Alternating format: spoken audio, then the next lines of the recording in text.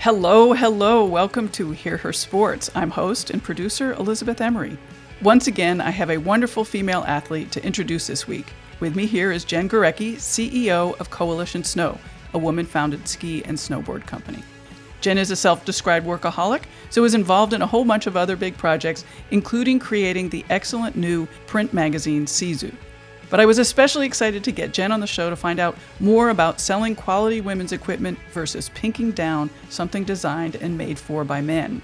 If you're a regular listener to the podcast, you have heard me talk about my quest for wide cycling shoes, and I mention it again in this episode. It's interesting, this time it struck me while editing that my feet aren't really that small, and yet I'm nearly apologizing for needing something special. My feet are 7.5, small for a man, of course, but pretty average for a woman. So stay tuned to hear from Jen about why she started Coalition and the impact of providing excellent gear for sporty women right from the get-go. Jen and I also talked about being kind, speaking up, and dealing with making mistakes. Jen was amazing to work with getting the show together, and I love her generous spirit of supporting other women. So thank you to her, and let's get started. Well, I'm so excited to have you here, so welcome, and I'm expecting a lively chat, so I had my coffee. Oh, good. You might have also needed to have a little bit of bourbon, but that's okay. Oh, well, a little bit later. Yeah. Could you start by introducing yourself? Because you do so many things, so I'm excited to hear how you describe yourself. Oh, wow. Yeah. So my name's Jen Gurecki. I am the CEO of Coalition Snow. We are a women-founded ski and snowboard company. I'm also the editor-in-chief of Sisu Magazine, which is a quarterly print magazine whose mission is to uncover the untold stories of the outdoors. In my spare time, I have a podcast called Juicy Bits that I record with my friend Jillian. And I also have a business in Kenya called Zawadisha that is also another spare time operation because I have an entire team of Kenyan women who operate it. And then I love to cycle and snowboard and carb load and drink bourbon and wine. Yes. Yeah. And that's me. Excellent. And because you started with all those business things, I'm going to jump to my business questions. And one of my first, and I think pretty obvious questions is, how are you balancing all of those things?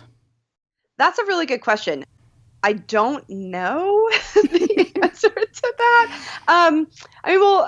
Obviously there's teams behind everything. So as I mentioned, the business that I have in Kenya, I'm not responsible for the day-to-day operations. So it's something that I founded and it's something that I still support, but there's a team of Kenyan women who run it.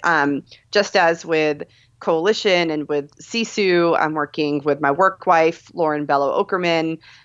So there's other people involved. So that's an important thing to note. I also would definitely consider myself a workaholic. I love my work.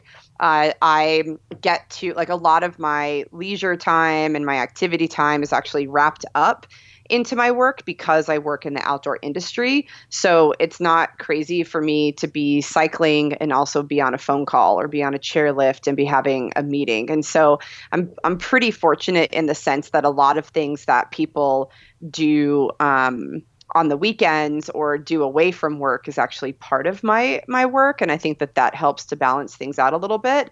And then honestly, I've made purposeful life decisions. I'm child free. I don't have children. And that, frees up an incredible amount of time each day that I get to dedicate toward other things. And so I think, both the decisions I've made in my life and then also, the industries that I'm in and these teams help me to be able to do quite a bit. One of the things that I've been thinking about a lot is being busy, sort of just filling your time with, I don't know, like answering emails and crap like that versus getting actually really good work done. Are you good at balancing that kind of stuff? I am. I'll tell you, most people wait for at least 2 weeks to get an email response from me. So I'll scan an email. And if it's not timely, I move on to things that actually need to get done. And I keep a running list and I prioritize every day what needs to get done and then what can get bumped. So I would say I'm very highly organized and I'm hyper aware of how to prioritize, and I carve out time every day for like, this is the amount of time, like I'm going to put time aside to focus on sales. I'm going to put time aside to, I will put maybe an hour aside to spend on emails, but I don't keep email open all day. I don't let that distract me. I don't receive notifications on my phone for anything. And I will spend time like really honing in on what projects need to get done. Right. That's good. I'm less good at that, I got to say. Mm. What's been difficult in your business life? Well, I think for so many small business owners or people who are launching any sort of new venture, probably the most difficult thing is cash flow. Like literally manage, like working on your financials day in and day out and understanding not only what your cash flow is currently, because that's pretty easy when you just look at the bank, but also projecting that out over time, and the amount of stress that causes me is pretty significant. And for us, it's a little bit unique in the ski and snowboard world and snow sports, because when you're on the product side of things, specifically on the hard goods side, now is the time of year. So, today's April 11th, and now is the time of year where we're placing a really significant order with our manufacturer, and we are going to wire an incredible amount of money, but we won't be able to realize any sales from that until October. And that is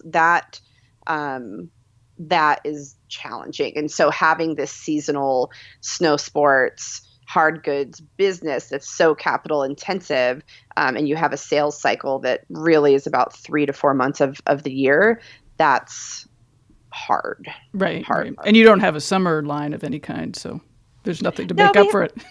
Yeah, I mean, really, the magazine is definitely the main thing that we have going on in the summer, and it helps to mitigate it a little bit. And then we do have some apparel and accessories that we sell, but it's a very different scale when you think about, how many magazines or how many t-shirts do you have to sell versus like when you're making one sale of a pair of skis. It's just a fundamentally different model and scale, and yeah. Right. And yeah. Yeah, there's a lot I want to talk about, because I think your magazine, I just recently finished reading the second issue. It's really terrific. It's so good. Thank you. It's fun and it's serious, but it also has some really deep stuff in it, but is also manageable. I think that's exciting. Thank you. Yeah. That's what we were going for, so it's good to hear. Well, good. So let's get to skis, because one of the real reasons I wanted to talk to you was you're making women-specific equipment. So let's talk about the reasoning behind making women's goods, women's gear, women's equipment, clothing. Like, why did you start Coalition? Well, we've all been skiing and snowboarding for more than 20 years and have understood that the offerings available to women were subpar. Women do not have the same choices when it comes to their equipment as men do. So you have to look harder, search more, be more discerning when it comes to finding something that would really suit you. And for so long, the standard approach to designing women's equipment was this shrink it and pink it mentality. So you take a men's product, you shrink it, you soften it, you put pink graphics on it, and voila, you have a women's product. Well, it actually doesn't work. Women need something that's actually as robust as men. And while there's an argument for unisex equipment, because really at the end of the day, you should be on something that suits your skier ability, your preferences of terrain, your height, your weight, like that's really what should go into determining like what ski you would be on. But there's so much more than just being on a plank of wood, right? Like there's this whole, like the whole social mission and the whole social side to it of we have an industry that it has historically been run by men. And it's men who own the companies and men who design the skis and men who market. And so, not only feeling that we believe women deserve the very best equipment, just as good as what men get. We also saw this as an opportunity to really push the boundaries in an industry and carve out leadership and executive positions for women in an industry that has traditionally marginalized us. So there was definitely the equipment side, but then also the social impact side of it. And, you know, it was when looking at wanting to start coalition, there was definitely a void in the market. So that from a business standpoint, like you find a problem and you solve for it. And that's exactly what we did. And we were able to solve for it both on sort of like a technical side as being women and only investing in women's products and investing 100% of our resources into creating products for people like us, and then also understanding the greater societal implications for the work that we're doing. So I'm a cyclist, and we have the shrink it and pink it problem also. Yeah. And I think about shoes a lot because I have very small feet, I have very wide feet, and it's really hard. And I've heard other women talk about it's really hard to find good, high quality shoes. But I was doing research to talk to you, and a guy I know who sells skis, he's a rep, said, women don't spend as much money on equipment. And it twinged me because I'm not sure I believe that. And I just wanted to hear what your thought about that was. I would probably have to agree with him. I would probably have to agree with him. So, and this goes into like why we think, why we believe in our company and what it is we're putting out there. Women don't spend as much on equipment because they don't believe they deserve it. And so you obviously have what I would call like core, like a core user, whether that be in cycling or skiing, of women who absolutely want the very best, and they will, buy the exact right tool for the job. They will do that.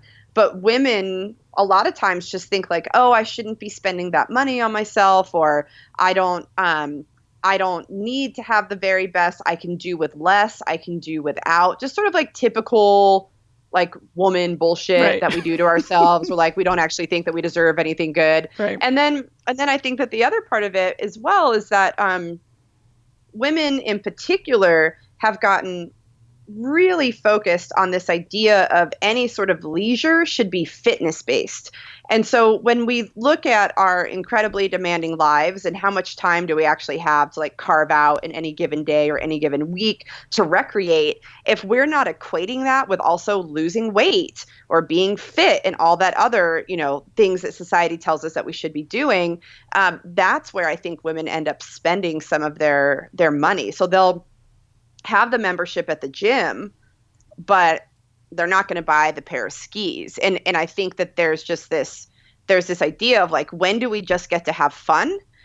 When do we get to be outside and recreate because it's fun and it soothes the soul, and it's not necessarily about having flat abs and a tight ass. And then also like, when do we tell ourselves that we do deserve nice things? But I also wonder, like you were talking about how your skis are made for more advanced skiers, and there weren't those kind of skis available to women in the past. So somebody going to buy skis, a woman going to buy skis, might not think that it's worth spending the extra money because there's nothing there that fits her bill, or she's tried something that's been marketed as a good ski, but it's really not. So she doesn't know the joy of being on really incredible equipment. Right. So, but we don't make skis for advanced skiers. We do, but we don't only make skis for advanced skiers. We actually make skis for skiers. We make snowboards for snowboarders. You don't have to be advanced or expert to be on our equipment. You don't have to be advanced or expert to demand to have something that's exceptional, right? So, if you are a beginner or an intermediate, why would you have something that doesn't help you progress in the sport? Right. And that's what so much of women's equipment is, because it's shortened and softened and pinked down. You actually have a tool that will not help you evolve. Like, you will not become a better skier if you're on something that's short and soft. It's actually, your gear is holding you back. So when we came into to the marketplace, what we said was that like all women deserve the very best, and you deserve something that's going to help you advance in the sport and that's going to support you in having fun. And those short, soft pink sticks that are going to chatter and make you feel totally out of control and never allow you to even progress, like you're going to lack the confidence and you're going to not have fun. And so while we do make equipment, like we have skis that, in a 180 length that are definitely for expert skiers, we also have skis that are in a 157 that are really designed for people who are maybe getting into the sport. But I think that it doesn't matter if you're an expert or not. If there's something that you love and there's something that you want to be good at, like you should have. I just always go back to this notion: you should have the right tool for the job. Right. I wonder too if people or women are quitting because they're not enjoying it because they're not on the right equipment for the job. Oh, for sure. Like if you end up on a shitty pair of skis and you feel out of control, why would you ever go do it again? Right. You wouldn't. Right. Because that's the thing. Like we actually, like. We don't need to suffer more. like sign me up for that experience that's going to make me feel awful about myself. No thanks. But that's what happens when you're on like ill-fitting gear, right? Right, and everyone else is having fun. Right. And then you just feel like a jerk. Yeah. But okay, so let's talk about some of the sort of the reality of selling these skis, because you've recently been writing about how after 5 years there are very few or not even one outdoor shop, independent shop in the country that carries you. That's correct, yeah. Why is that? Well, I mean, there's a lot of reasons. How much time do we have here? So, okay, so just from a business perspective, independent, small, specialty retail stores. I'm not talking about like REI or Evo or Beck. I'm talking about like the independently owned, smaller local shops. They're very risk adverse.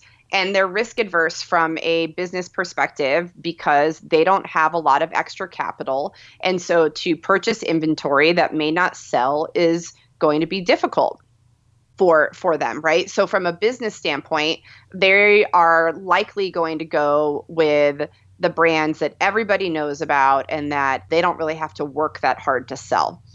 The challenge in that is that you are just perpetuating the good old boys club, right? Your sales reps who are men don't have to learn about women specific, or they don't have to learn about the newer companies that are emerging that are female founded. They don't have to educate themselves on the evolution of the sport or what's happening in society. They can just status quo the shit out of it. So that's where like you understand like, okay, well, you may not be making a gendered decision and that you're not discriminating against us as women because you're not carrying our skis, but all the other layers that go into it are actually because you aren't actually committed to supporting female-founded companies because you're not going to put the time in to educate yourselves, to understand how this equipment might be different than what you already offer. Your sales team doesn't have the language to even be able to communicate to their customers. And so that's definitely like, that's part of the issue. I would say also like for us in particular, we have scared cisgendered white men. They are a little bit afraid of us, just because we show up in the world in a really bold way and apologetically, and that intimidates men. And we all know that when you intimidate men, they are not, and not all of them. Like there's definitely some fantastic co-conspirators out there who see our company and are like, oh my, like we want to work with you. You're incredible. And there are men who support us in very different ways. But when you intimidate men, that's, another reason for them to be like, I'm not sure if I want to go down this road. But for us to change means that we would then have to fit inside the box of what what society has told us women are supposed to say and do and act like. And honestly, if we were designing clothing, everybody would be buying us because we'd be in our lane. Right.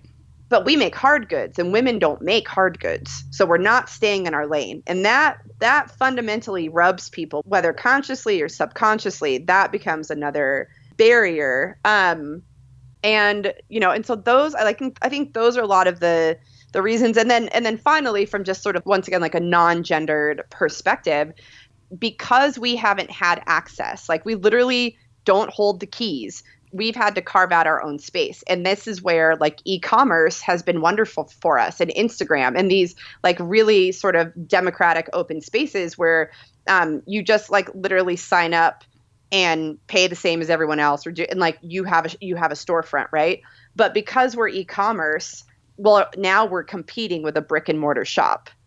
And so this is where sort of like the retail side of things, if you sell direct to the customer, these specialty stores don't necessarily want to carry you because they're in competition. But then at the same time, there's this lack of recognition. Well, we have to sell direct because none of you will sell us. Like it's like the catch-22. Whereas other, a lot of the more established ski companies who existed prior to e-commerce, because this is all relatively new, they were in the queue a long time ago. And so they have those relationships and they've been working with the same reps for 20 years, and they don't sell direct because they've never had to.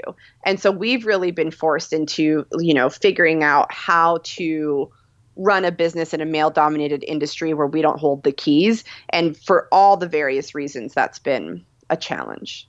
Yeah. And, just from the consumer standpoint, and I'm going back to my silly shoe example, for me, one reason it's so hard to find shoes that fit is because no one carries my size. So, we can order it for you, but what good is that? Because I have to commit to the shoe that I don't even know if it's going to fit. And so, right. Yeah, you do need that person in the store who's going to totally, fully support you and have everything right there, which is going to be hard to find, I would think. Absolutely. Yeah. And, this brings up a thing I've been thinking about a lot is, equity in the outdoors is really sort of a hot topic right now. But, on one hand, I'm really sad that we have to talk about this, I mean, I love that there's women's groups, there's women's races, groups for women, groups for people of color. But why are we still having to talk about this? But I'm glad that it's there. I mean, because society's slow to change and people are racist and sexist and all the other things. I mean, that's what people are biased and people have implicit bias and explicit bias. And like, we just live in a world where we're not equal. That's, why we have to, like, we're still not there yet. I mean, here's a perfect example. So for as far as people think that women have come, just a few weeks ago, I was at a summit and I was speaking. I was having sort of like a fireside chat with a woman of color, and we were talking about accessibility and access to the outdoors, and we're having this conversation, and we were even getting into sort of like hiring practices and things like that. And a cisgendered white man says like, oh, there's this one company in Colorado that I love so much because the CEO, for you to get a job, you have to go summit a 14,000 foot peak. You have to go summit a 14er with him. And I said, well, I can understand how that would allow you to understand someone's grit and their perseverance and their ability to overcome obstacles. But not everybody can summit a 14,000 foot peak. Now, in my mind, I was referring to people who aren't able-bodied, right? I wasn't referring to any sort of gender, but that's how I left it. After this session, he comes up to me and says, oh, I wasn't, I know that women can do things. I wasn't saying that women couldn't summit a mountain. And then I just looked at him and said, oh, babe, I wasn't talking about women. Of course, women can summit mountains, likely better than you. I was talking about people who aren't able-bodied. So when you have a hiring practice that is discriminatory based on whether or not you have the physical ability to summit a peak, we have a problem. And the fact that you think that this was only talking about gender because I'm a woman, we have a deeper problem there. And then he apologized for being like an engineer and not knowing how to speak about things. And that just happened. So like, here's this person thinking that they're like contributing positively to a conversation, but they're so unaware of what it means to have a body that allows you to summit a peak, but then also immediately goes into like thinking that like women aren't able to do things. And this just happened. And that's why we still need to create safe spaces for women and people of color and any other group, because at the end of the day, we just don't have time for those conversations. And we need to be surrounded by people who understand us and support us. And building those communities of support, these safe spaces, are fundamentally important, because not having them, it's just not necessarily safe for us, like emotionally safe, physically safe. And that's why we still have to have these. Do you see any changes in younger people?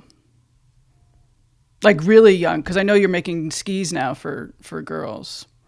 Yeah, I mean, I would say when I kind of look at like society at large or what's happening, I think that younger generations are definitely perceiving gender in a very different way, and even sexuality, and looking at how everything's more on a spectrum. Yeah, for sure. I see that being really different, but those aren't the people who are, running corporations and creating policy and controlling our media. So, once a bunch of people die off, yeah, I think that we'll start seeing change. Yeah. Yeah. Well, as long as you said, a really wide variety of people start getting into power and being able to make those decisions. Yeah. Yeah, absolutely. So what other big issues are you seeing and hearing these days in the outdoor world? Sort of bigger picture ideas. Yeah, well, I think inclusivity is a really big issue, like above and beyond gender. Like to only focus on gender sort of lacks the intersectionality around all the various issues that affect the way that people get to exist in this world. So in the outdoors in particular, we're seeing a lot of really important and robust conversations around race, around access, around gender identity and sexuality, and really sort of understanding that people who recreate in the outdoors are multifaceted and multidimensional, and this sort of singular narrative that's been presented in terms of what does it look like or what does it mean to be somebody who loves the outdoors, that normalcy is being challenged, and there's a lot of really good conversations happening around that. And you just had a trip with Evo. Mm-hmm. And you had some discussions with the women that were on the trip. What did they want to talk about? Well, I'll tell you. So we actually had one person reach out who said, I'm a trans woman and I don't know if I'm welcome to come on this trip. Is this a safe space for me to come? And so, I personally, without even talking to Evo, I was like, yes, come. Like, yes. And then, ended up speaking to Evo, and we were all on the same page of like, well, we made a miss by marketing it as a women's trip. We actually should have said, like, we welcome women, trans, and non-binary in individuals on this trip. And so that was a conversation that was happening even before the trip started. And then when we were on the trip, that definitely came up because the cisgendered women were really curious about this person's experience as being a trans woman. We talked about lots of other things too, but that was a really productive conversation. But yeah, that was I'd say it was like one of the highlights for me was being able to even have an experience in which we could have these conversations and have it with somebody who is living that experience rather than talking about them. How did it come about that it was such an open, honest space for everybody to talk? I think we were lucky because we were definitely like very nervous going in, but some of the things that we did. So prior to the trip starting, I asked for a code of conduct to be created that everybody would have to sign the code of conduct. And it was a zero tolerance policy that if you violated the contract, you would just be asked to leave. So everybody had to sign the code of conduct, which I think set the terms for what we were expecting. And then when we all got together, we went over that again in terms of like, these are our expectations for what's going to happen on the trip. And then we just had lovely people. I mean, they're just like lovely human beings who were there who, just I think that they took the code of conduct seriously. They were respectful, and they just enjoyed one another's company. But we definitely did some work on the front end to create the expectation of what would be tolerated and not tolerated on this trip. You talked about when the transgender person originally contacted you, you said, oh, we should have labeled the trip as sort of broader than you did. Are you comfortable when you make those mistakes, and do you label them as mistakes? And, I think that's one thing that, is hard in these days of, learning to reframe things, is being comfortable with sort of goofing. Well, I wouldn't necessarily say that it's comfortable. Like, it sucks when you realize that you failed. Like, no one likes to feel like, oh, I just like really fucked up, right? And so I can't say that it feels good, but I'm also able to say like, oh wow, we failed on that. That was a miss. And I immediately acknowledged it to this person and apologized. I said, I'm really sorry. I understand why you're asking us this question, because we weren't explicit about it. And we should have been explicit, because our values are that, yes, you're absolutely welcome, and we would hold a safe space for you. And then that's when I, immediately went to Evo and said, like, we absolutely must have a code of conduct. We must hold a safe space. And they were 100% into it. So it was a very easy process. And even when we were talking about future trips, we said, like, we must change the language. So I wouldn't say that it's like comfortable in the sense that nobody likes to feel like you did something that hurt another person, or that you didn't do your job as well as you could have done it, or that you're contributing to sort of reinforcing stereotypes that aren't in line with your values. Like, none of those things particularly feel good. But the right thing to do is just resolve it. And so that's like, I feel like I'm willing to do that. And I'm fortunate to work with people who are also able to do that. I think the worst possible thing would be, to be defensive about it rather than just own the mistake. Right. I think that's a criticism of a lot of mistakes, is the defensiveness. Yeah. Yeah, absolutely. One of the things that I really like about you is you're so outspoken and, willing to, say whatever. How did you get there? My parents are New Yorkers. I don't know.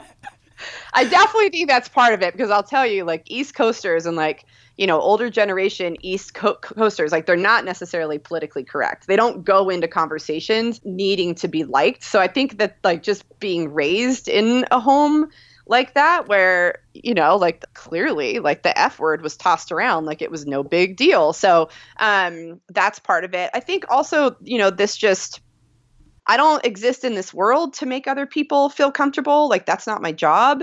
And it's also not my job to be nice. You should always be kind. And being kind means that you actually say things that are very uncomfortable. And you might say things that don't make that other people may not like you for them. So I've just made a decision that I don't need to exist with people liking me, that's not important. And there's plenty of people who do like me, but I don't navigate conversations or navigate podcasts or interviews going into it of like, oh, I hope people really like me, because that's just playing it safe. And then you don't actually ever get to talk about anything real.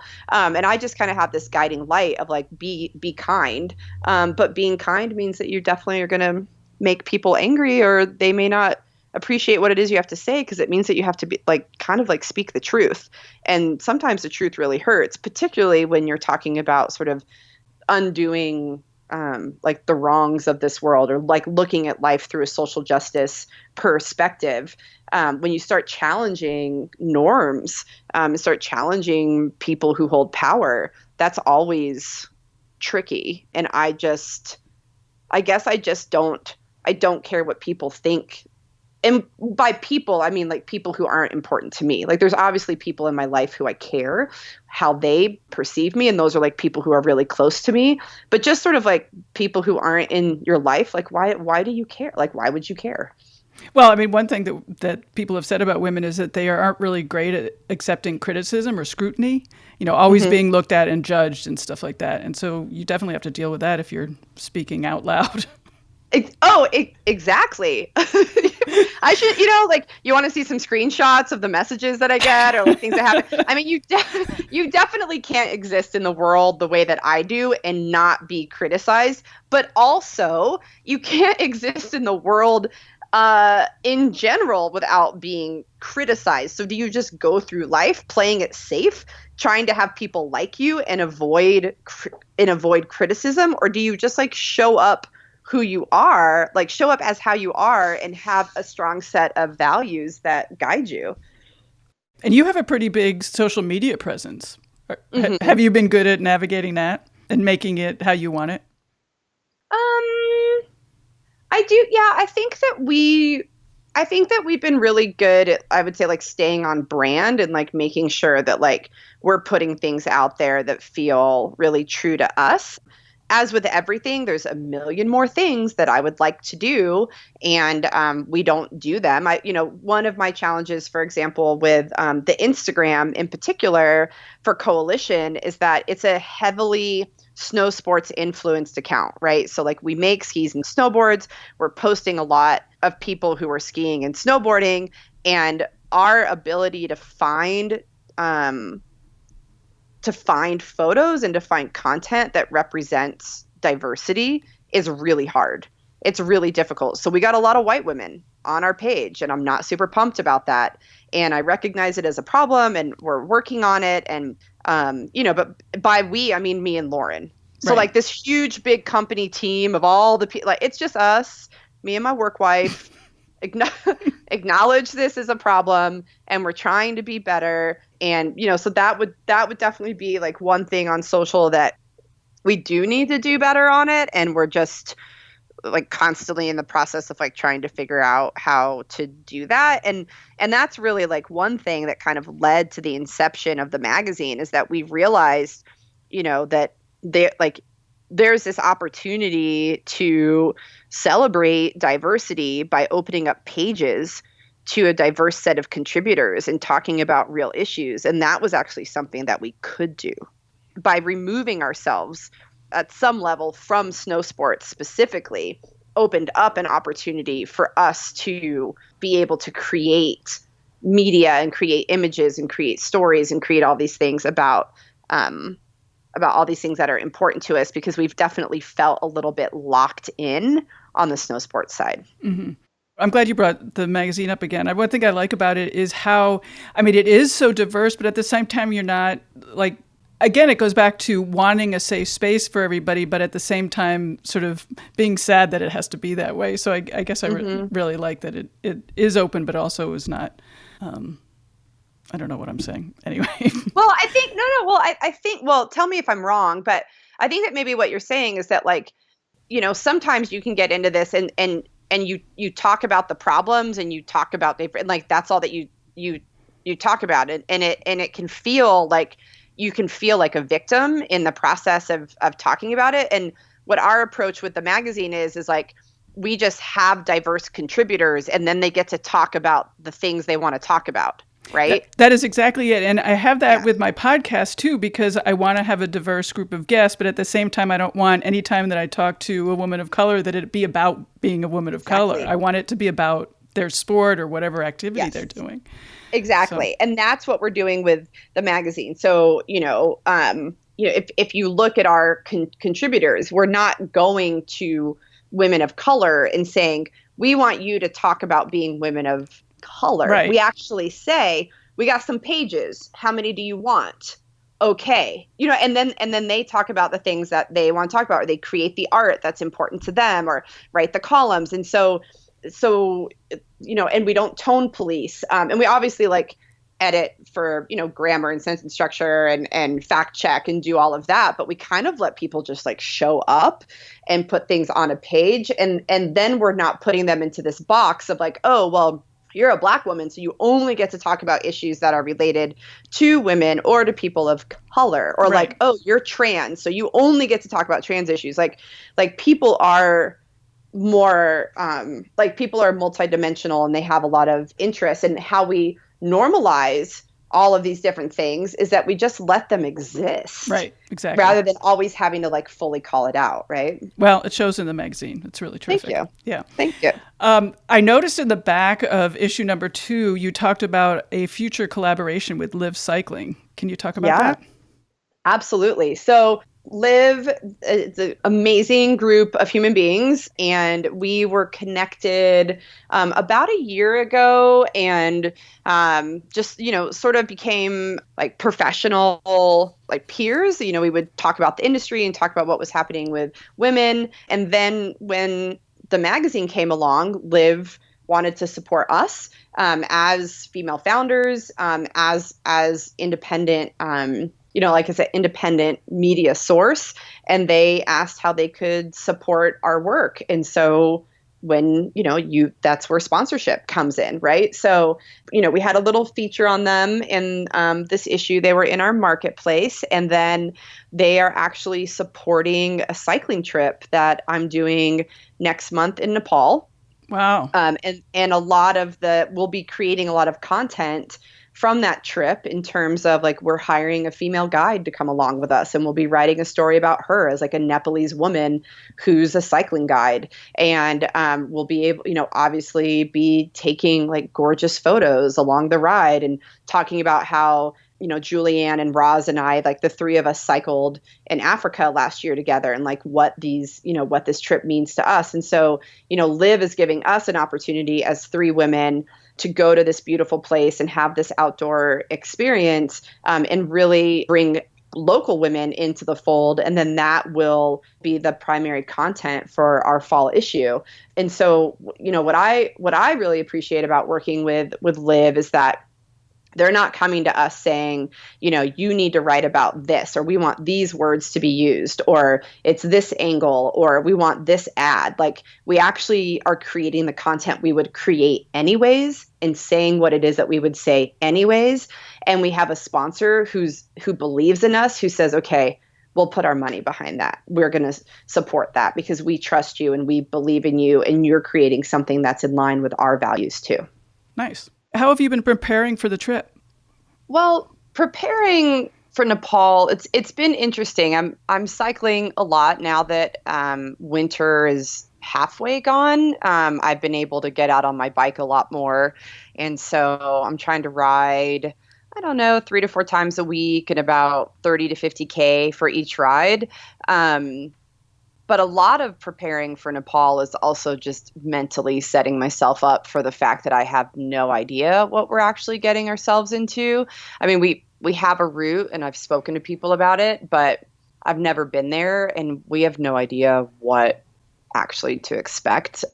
So I'm trying to remind myself that sometimes sufferfests are good and I should just go with it. But but no, I'm cycling a lot. I'm trying to eat better. So like thinking about eating a lot of protein and other things that help my body build the muscle and just kind of get used to being back in the saddle, because that's really the biggest thing. Right.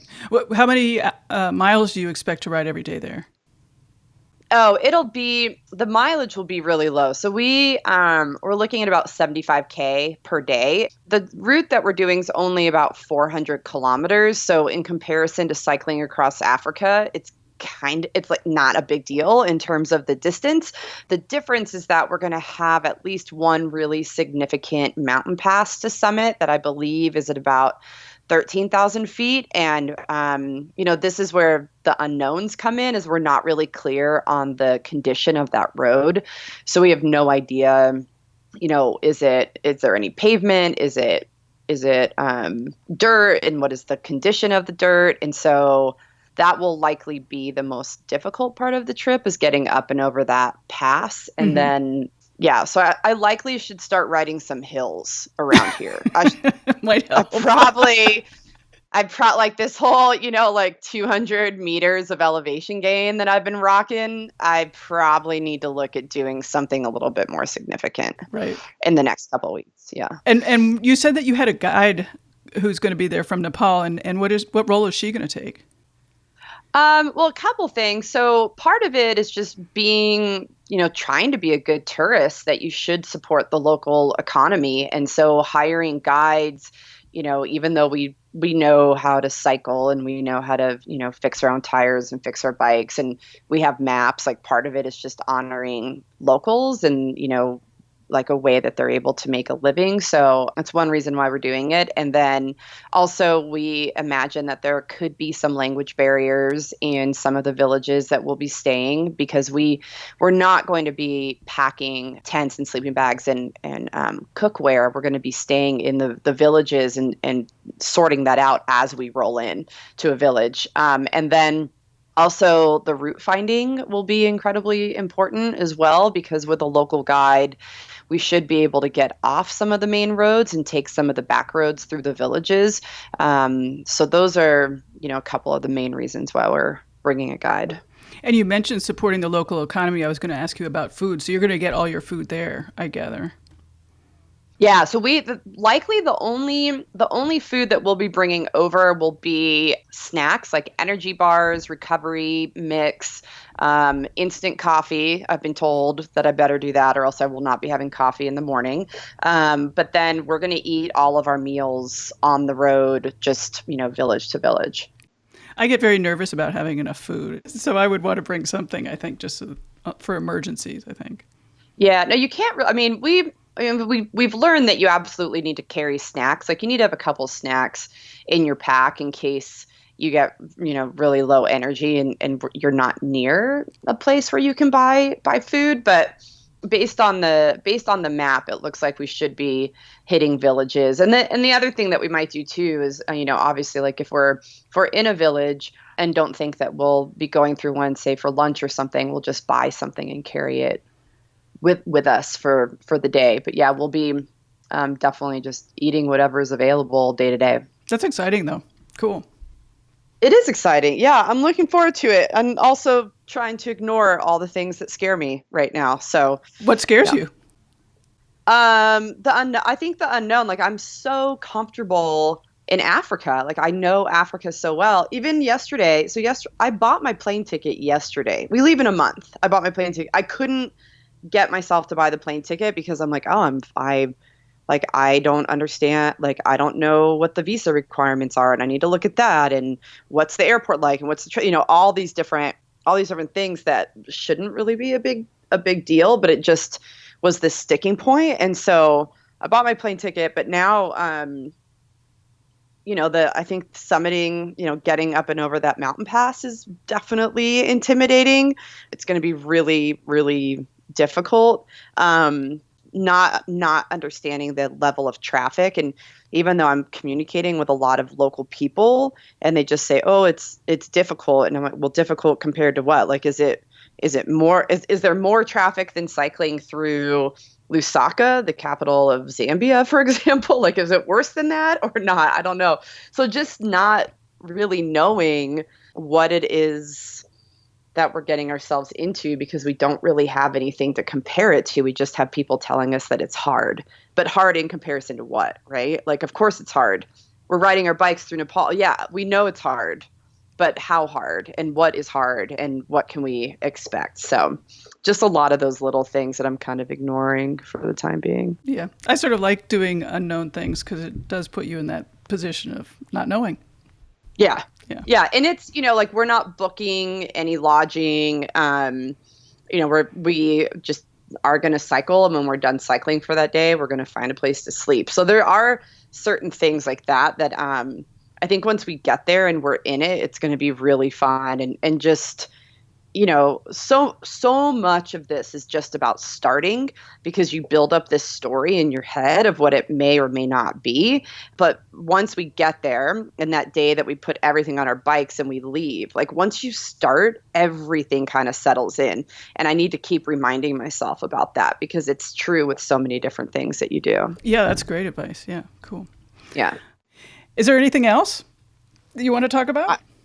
Oh my God, like you want to talk about climate change? It's real. What else? I don't know. We have a leader who says it's not. It is.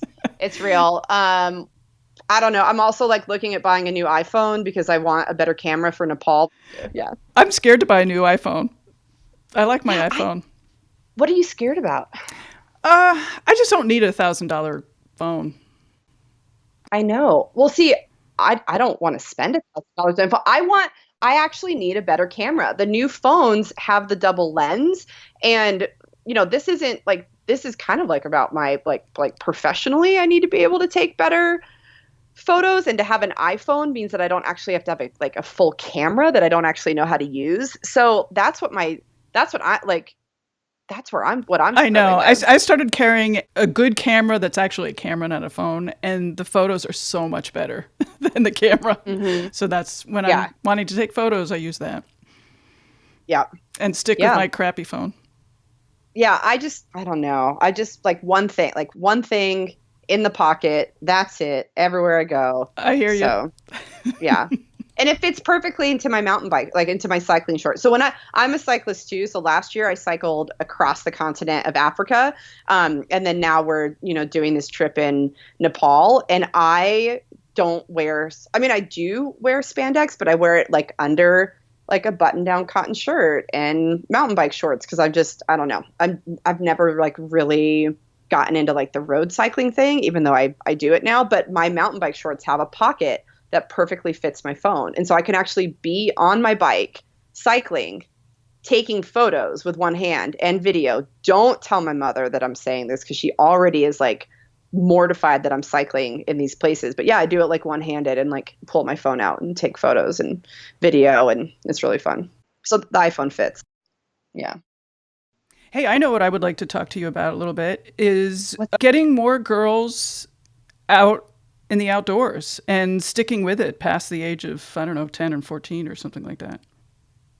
Yeah. I spent my 20s and my early 30s actually working in outdoor ed. So, like on the nonprofit side, and we worked with underserved communities. And so there were lots of different barriers for these people, to get into the outdoors. So I have a lot of experience with that. And I think that, whether they're girls or they're, any other sort of underrepresented group, there's, one thing to consider is you can't be what you can't see. I know. So how do we get little girls to want to grow up to be, guides or rock climbers or skiers, or, if they're not seeing them as role models? And so while you can go to a crag or go to a mountain and see a lot of women out there, like media and just these images that we consume have not caught up with the reality of these experiences. And so we need to see more women, more people of color, like who are actually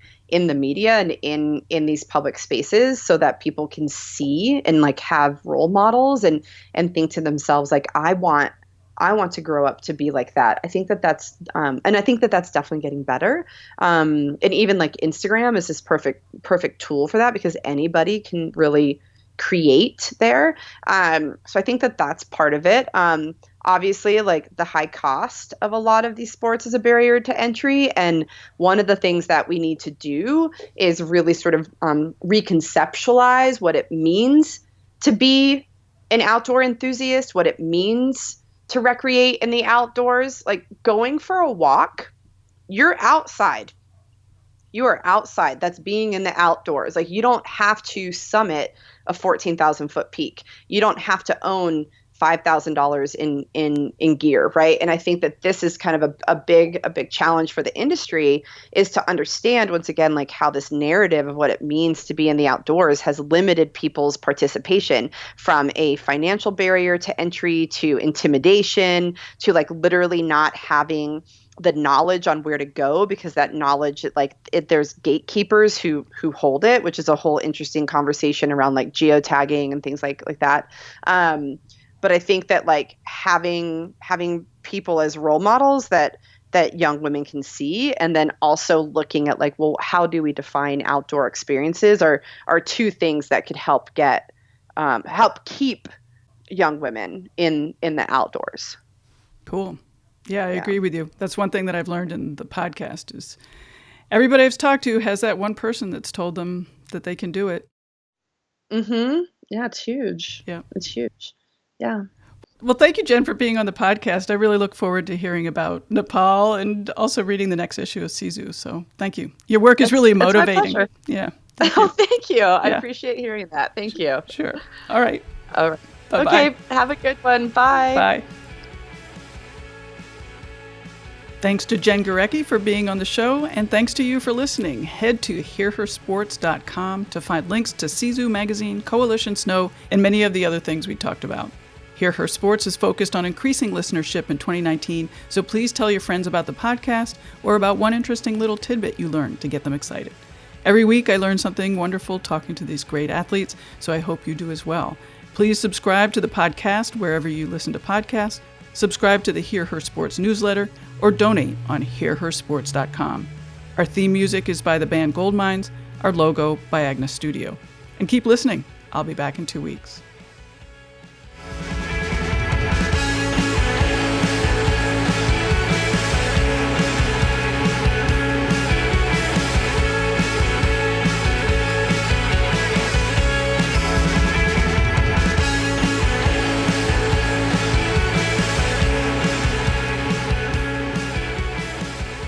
And there's still so much more room for growth. There's still even our company, we're not the answer to it all. We're moving things in the right direction, but there's a ton of work that can be done around it. Yeah. In all different sports. Absolutely.